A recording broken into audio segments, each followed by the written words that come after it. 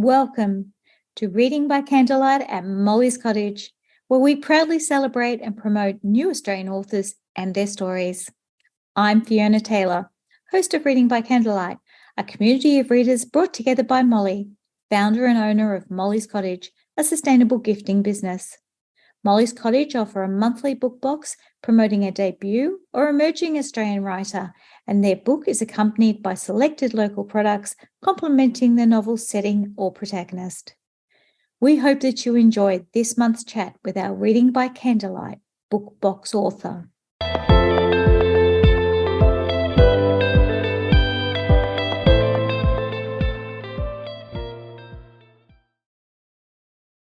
Welcome, Molly Schmidt, to Reading by Candlelight at Molly's Cottage. Hi, Fiona. Thank you so much. Well, thank you for being with me today to talk about your beautiful coming-of-age novel, Salt River Road. Isn't it gorgeous? Oh, it's nice to see you holding it. And it's the story of the 5 Tetley children and their father who are falling apart after the death of their beloved mother and wife. And it's such stunning cover art, and we're going to talk more about that later. But before we begin, I'd like to acknowledge that I'm on the traditional lands of the Wurundjeri people of the Kulin Nation. I pay my respects to their elders, past, present, and emerging.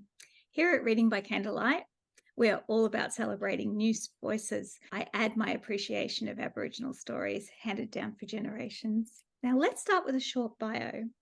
Molly Schmidt, you're originally from Albany in Western Australia, but you now live in the beautiful coastal town of Fremantle. And you have a background in journalism. You work as a radio producer and journalist for the ABC in Perth. And if you go to the ABC News website and search for Molly's name, you can read all the wonderful stories she has written for ABC Radio Perth. I did go down a bit of a rabbit hole reading them. They're wonderful.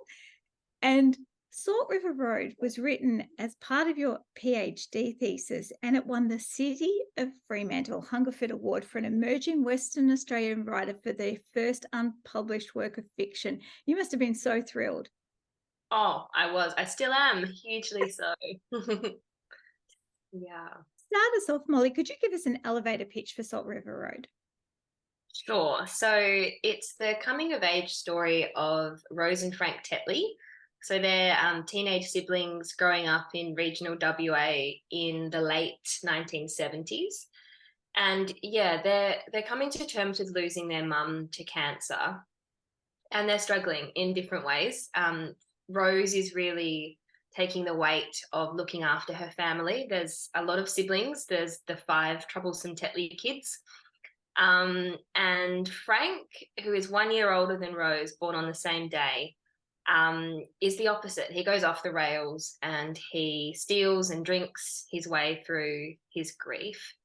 And so as the reader, we're following them, their parallel journeys. The book is told in alternating chapters from their experience. And there's what I view as quite a healing turning point where both the siblings in their own time meet 2 Noongar elders from the Great Southern region. And there's this parallel narrative that's really about acknowledging the traditional custodians of that area and the relationship that develops between these kids and their grief and these elders and the healing that's possible. Oh, yes, it's an absolutely beautiful book. I cannot wait for readers to delve into it. There's on so many different levels. And the first question I want to ask is a really silly one. I just want to know, is there an actual Salt River Road? Yeah, there is. There is. So it runs along the base of, there's a mountain range that's talked about in the book, which is the Stirling Ranges, and Salt River Road runs along the base of them. And yeah, there's a scene where Auntie Patsy, one of the elders, is driving with Rose. And I had looked on the map to work out what roads they'd actually drive on to get on country along the mountains. And yeah, Salt River Road was the one. So it wasn't actually originally the title, but it's very much become the center of the story in that sense. Now, writing about past experiences can be one of the most powerful ways to share a story with readers. Can you explain why telling this particular story was so important to you? Yeah, it's double-barreled for me. There's the personal aspect. So I was 10 when I lost my dad to cancer, and I suppose with Rose and Frank, I was exploring how I felt and my grief through their characters. Um, I was only 16 when I like to say when I first met Rose and Frank, when I first started writing about their experience. And they just stayed with me. There was a story, and I think really my way of processing the brutal parts of that experience, really, but telling it from their perspective and at a different time and in a fictional way made it safe to explore the emotion of it.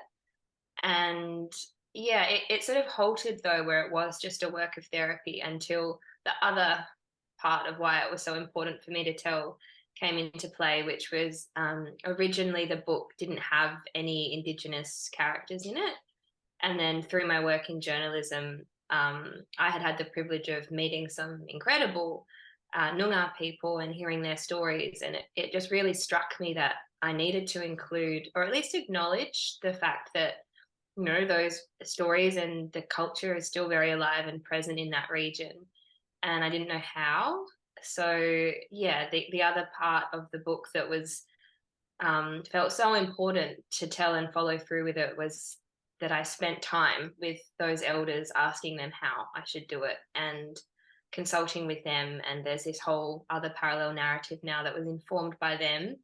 And so much of actually getting it done and becoming a real book was the desire to be able to give them the book that we'd worked on together and say, look what we did. So yeah, that's the story behind the story. And it's wonderful because um, you wrote this book as part of your PhD thesis. Is that correct?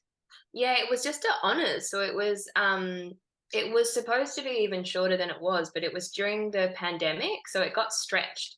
Felt a bit like a PhD. Ended up being bit over 2 years. But yes, so it was part of a research project. So I suppose that it would be difficult to put a time frame on writing it, but could you guess how long? I mean, you're saying that like it began when you were 16. And, Mm. oh my goodness. Yeah, so I'm in my late 20s now, so it's been over a decade of having Rose and Frank with me. But in terms of, I guess, working at it consistently, I guess that started just before my honours project, when I really jumped back into working on it and realised that I wanted to finish it. So there were probably maybe 3 years that it was really the driver's seat of what I was doing. But I spent so much time around that. I never really completely put it down before or after that either. I was always writing in snippets before or after work, or yeah, trying to get it done. Now, I don't think this is a spoiler because it happens on page 1 and it's outlined in the blurb. Mm.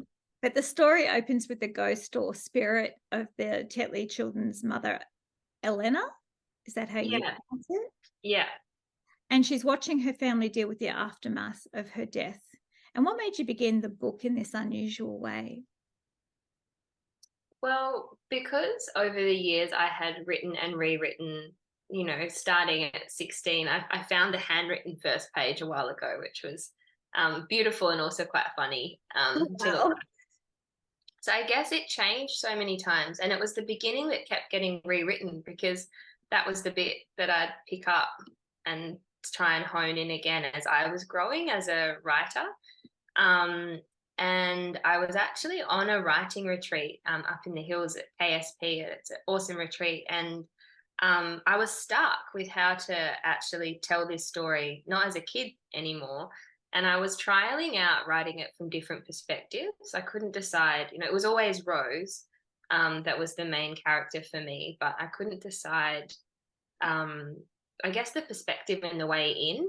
So I was just trying different things, and Eleanor's voice was really loud. And I wrote a few scenes from her voice, just getting to know her as a character that aren't in the book, but helped me learn about her. And then, yeah, that scene of her looking down just stayed and felt like a nice way to introduce the reader to this chaotic scene and the family, and then became the final scene as well from her looking down again. Yes, because it's a very visual scene. It reminds me of techniques that they use in television and in movies, and you feel that you're with her, just overlooking the entire scene. And it also creates a scene that is full of emotion, and yet at the same time it's not hitting us over the head with it, because you're just that little bit removed, and it allows you to just bring the reader gently into the story and not like have this full on death scene at the start. And I think that it was beautifully done. Thank you. That's so lovely to hear. Now, as you've said, the story alternates between two of her children, 16-year-old Rose and 17-year-old Frank. And what made, I know that you were wanted it to come from Rose's point of view to start with, but what made their points of view more important to you than those of the older brothers, Steve or Joe, or even their father, Eddie? I don't know. I think it was always Rose's story. Maybe because I was, you know, teenager, young woman figuring out my own loss. I don't know. It was always Rose. There was no question for me that it would, not come from her perspective. And then it was more that Frank became an addition. He became so interesting to me. And, he was being so mean to her, but they used to mean so much to each other. And I couldn't work out what was going on. And I needed to write from his perspective, same thing, to figure that out. And it was a lot of Frank that I wrote later. A lot of Rose's story I had written, earlier along the way. And Frank, um, kind of came late to the party, but loudly. So yeah, I guess it wasn't, some of that stuff wasn't particularly planned for a reason. It was sort of just how they presented to me, which sounds so cliche, but it's really how I found them, especially being so young when I was first thinking of the Tetleys. I love their surname. I just love that they're just like tea. They drink a lot of tea in the book as well. I felt such a familiar and personal connection with Rose because I was 16 years old in 1979, which is the year, Wow. yes, more synchronicity, Yeah, so many. which is the year that you've set your novel. Was there a particular reason for that, for setting it in 1979? I think a couple. So I think as a kid, it was that thing of setting some space between my reality, and it made it feel more fictional and just a little bit more separate from my reality, having it in a different time. But then, completely separately, I always really loved that sort of era for music and style and different things. And also growing up around Albany in particular, I think a lot of the old houses still kind of have that feel. And yeah, it kind of meant that I could lean into a lot of music that also dad, being an important part of the story, but not featuring in it, kind of got to have some whispers in the book too, because I put a lot of his music and his beloved music in there, and that was all based sort of in the late 70s. So Oh, yeah, it just kind of became a natural fit. that's beautiful. And I think that that's a beautiful way to honor your dad's memory and something that's personal for you. And I loved all the musical references because I'm a big music nerd. And in the back of the book, you have the most incredible list of songs that readers can listen to through Spotify. And when I was 16, Born to Run by Bruce Springsteen was one of my favorite songs. And he and David Bowie and Fleetwood Mac were some of my favorite artists. And did the playlist help with writing the novel? Yeah, so we only put it together. I actually put that together with my mum last year when I was doing final edits and stuff. We went away together. She's been a big part of my process too, I guess, being so close to the truth of, I guess, what stemmed the story for me. And yeah, we sat down together, and mum had started adding all the songs that I had referenced to just to a Spotify playlist. And so we were listening to it, and getting in, while we were driving or doing different things, we would listen. And that was sort of where the idea came to actually include it in the book so that readers could do that as well. But yeah, it definitely helped to set the scene. It's helpful, I think, just to sit and listen to that. getting you into the mood. So I've downloaded the playlist and I'm loving it because it has so many Oh, memories for me. So thank you. And thank you, Mum. that's so nice. While writing Salt River Road, you've mentioned you collaborated with Nunga. Have I said that correctly? How does one pronounce it? Noongar. Nunga. Yeah. It was from Yeah. Albany. And I understand why this was important for you to do that. But I was wondering if you could talk about what your thoughts were behind working with them. Yeah, so I guess sort of touched on it a little bit before where it was about not realizing that I hadn't included those characters and that wasn't sitting right with me, but then not knowing what to do about it, really being aware of the sensitivities around I guess as well getting it wrong and how damaging that could be to get it wrong.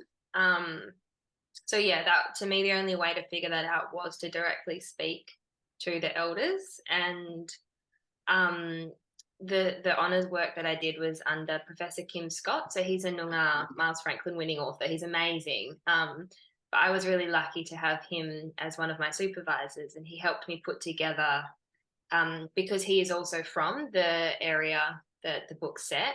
He helped me put together sort of an advisory board of elders, but I feel like that title even sounds too formal because they just became really deep friends. And I would catch up with them individually rather than, all together as a board because they each had different perspectives. And I really wanted to honor that and work with them all. But basically, they helped me figure out the scope for, I've got this book because at that stage it was just the Tetleys. They hadn't met the elders that do come into the story. It was just them and their grief, and it wasn't really going anywhere. And yeah, I said to them, I'd really like to include some Noongar characters, but I'm not sure how. And firstly, do you even want me to?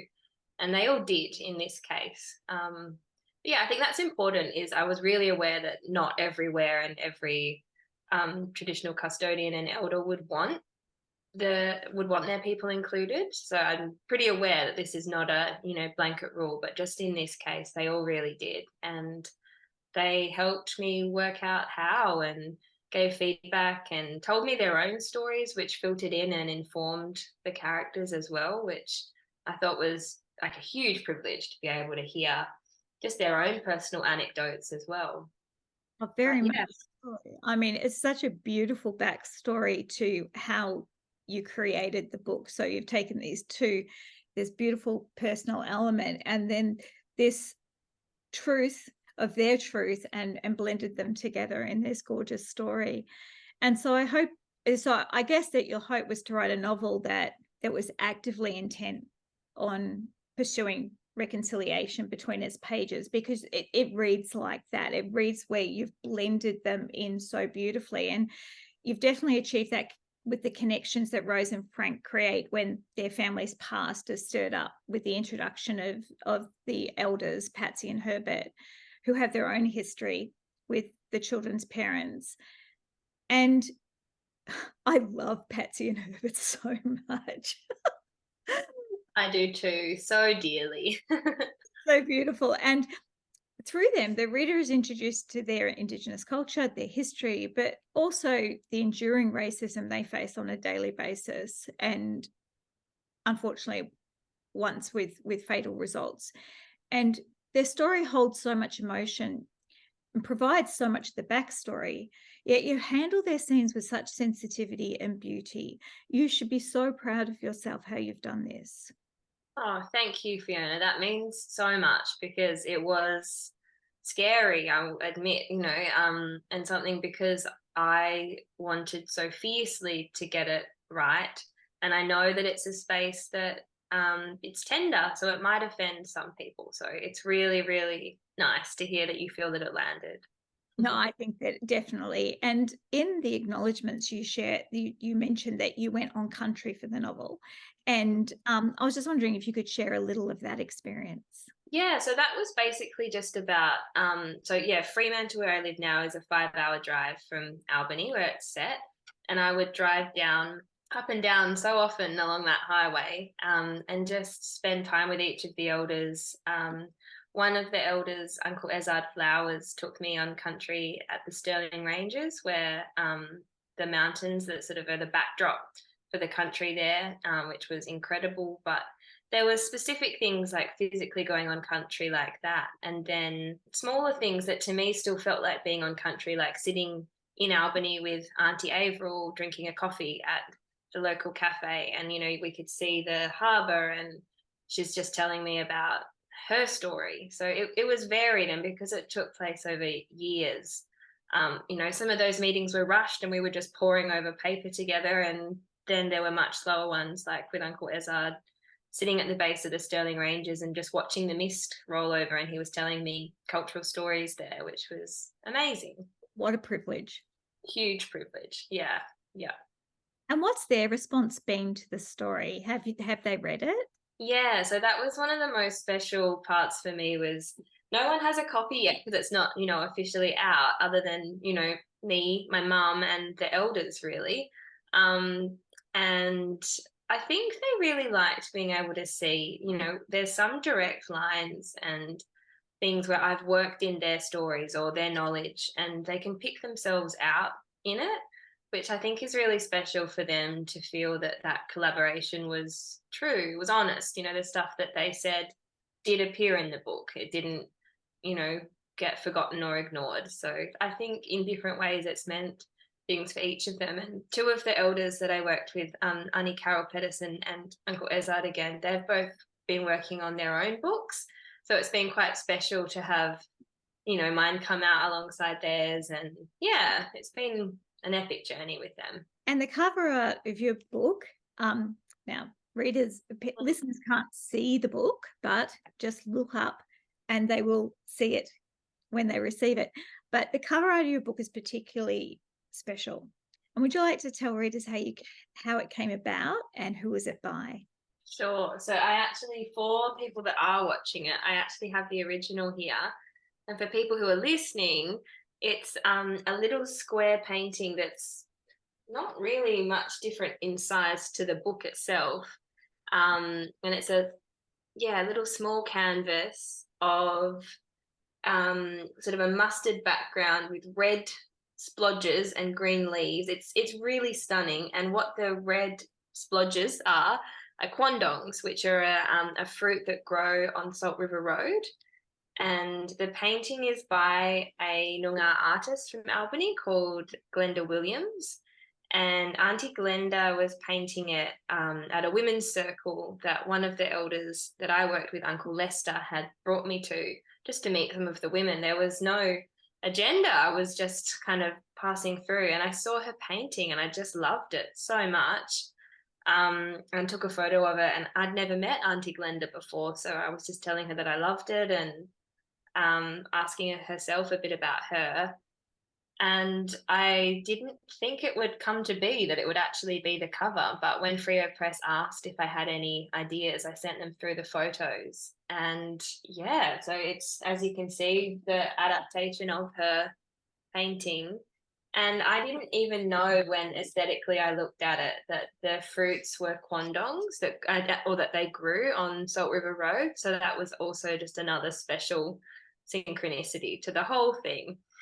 And such talented artists too, just amazing. I mean, it is such a striking cover, and the cover is representative of the story, and so the fact that you could choose that yourself, a lot of authors don't get that privilege. I know, I'm so aware, which is why it was so special that it all fell into place. Now, occasionally you share parts of Rose and Frank's story through poetry, and this is when we see the most innermost thoughts and those secret places teenagers often keep hidden and deep within. What made you decide to use this technique throughout the novel, or did the story dictate the need to use it? Yeah, it's the latter. I feel like with a lot of this book, there wasn't a lot of active decisions and a lot of just discovering as I went. But I found that I just naturally wrote emotion better like that. It's more similar to how I journal, or I often write poetry about my own life and emotions. And there was a time in all of the different drafts and perspectives that I was looking at writing in. There was one time that I translated almost the whole book into poetry and thought that the whole thing would be a verse novel. It didn't work, but the poems that did work stayed, and I kept writing emotion or those scenes in that way as well. I wasn't sure if with an editor if it would, work. And Georgia Richter, the editor that I worked with, she was amazing because she really helped me refine the structure. And she kind of got this book with poetry here and Frank here and Rose here, and it didn't really make sense. And she was so helpful in how she laid it all out. And it was her idea to have on the pages of the poetry, Rose is a set left while Frank's a set right. And so Yeah. you can kind of get that little, it was kind of a little nudge to their twin-like nature as well. And that was George's idea, which I just thought was genius, and so grateful to have her input too. Like growing up, I knew boys like Frank, and Mm, they were boys that kept things really deep down because I mean, and the 70s were dreadful for that, in that you didn't cry, you didn't show your emotions, you just everything had to be fine.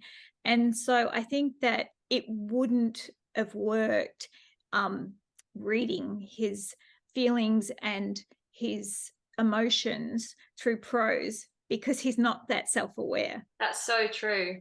Yeah.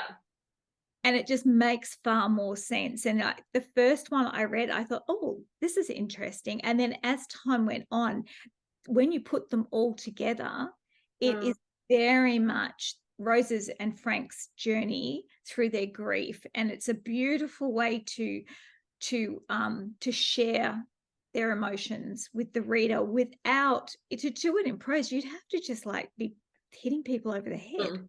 Yeah, too blunt. Way too plain, and also too, not just too direct, but for some people too triggering. I think Yeah. this is a very safe way of doing it, and which leads me to, no, we can't have a favorite child, but which character did you enjoy writing the most? Frank, which surprised me because I always had this like deep loyalty to Rose, and I will always love her as to me it's she's the main character, even though there's the two siblings, because it came to me as her story. I think there's parts of Rose that are similar to me in a sense that she actually annoys me a bit. um, Whereas Frank is so different, but representative of. I had a few close friends who also lost parents. I guess you're kind of drawn to each other, especially in teenage years. And Frank's experience is more what I saw in the boys around me who were experiencing loss. And he was just so fascinating to me. He was in so much pain, but I knew that he was a really good person. So it meant that I really had to look at him and really explore with him what on earth was going on that was making him behave as he was. But yeah, I love him so fiercely, and I feel like he could be misunderstood, and it makes me feel protective of him. It's almost like he is a mix of the older brother I didn't have and also my kid because I made him up. So it's a funny feeling. I think Frank's an incredibly strong character, and I think that you captured him beautifully. Be honest, poor Frank has his mother is taken from him, and Mm, his father has a complete breakdown. hmm So he has no one there to help him. And I mean, and 16 and 17 is a very tender age because we are treat people of that age not as children, but they're not adults either, and they're not capable of controlling their emotions, and they don't know how to feel, and they need some kind of direction or just some kind of support. And by removing all support from the characters, you allow them to develop in a way that is both frightening, mm, real, and emotional, and in many ways beautiful. I mean, even the things that he does to himself is written in such a way that you can see the underlying beauty of the words beneath his actions. And so, which makes it even, I think, sometimes more heartbreaking. Thank you. I feel like you've really, yeah, it's really spoken to you, which, it's so new to me to hear people and their experience with it. So yeah, it means a lot. Now, I loved Rose because she's just trying to keep her family together one morning as but I think that Frank is definitely my favorite character. But I think that my second favorite has to be Auntie Patsy. And the reason, because such a voice of reason throughout. And I love her sassy character and her insights into culture and overall her enduring love for this broken, grief-stricken family.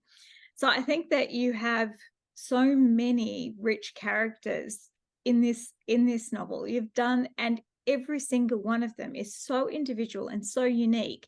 It's such a strong novel. Well Mm, done. thank you. I love Auntie Patsy as well. She really represents the amazingly strong matriarchal Noongar elders that I met, because they're strong women, and yeah, they're headstrong and they're so beautiful and they're so wise. But strength was the real thing I took away from both of the Noongar women that I worked with. So I hope Auntie Patsy shows that strength too, which I think she does. I think she does too. Now, for all our writers listening, are you a plotter or a pantser? Definitely not a plotter. Or at least not with this one. I think just because it was such a long journey and something that for most of the way while I was writing didn't have a clear end goal. Um, yeah, it changed so much just over sitting down, and I would just sit down and write and see where things took me. Which I'm not sure is how I would go about it moving forwards, but for this one, it's the only way it could have worked, I think. And do you have any advice that you'd give anyone who's writing to be published?